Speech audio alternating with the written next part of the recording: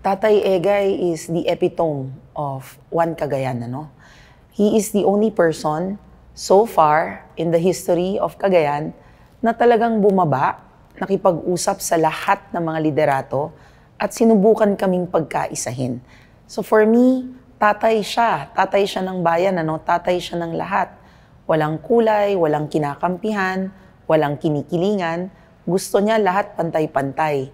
He is the only person that has tried to put us together, that has tried to make us as one.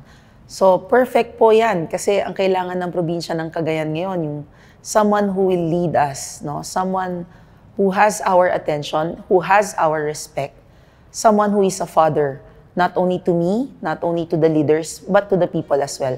Kahit po yung mga mahihirap, yun pong mga nasa laylayan na sinasabi nila, no? He's the perfect person to be able to do that. Kasi lahat kaya niyang kausapin, lahat kaya niyang pagsamahin at pag-isahin.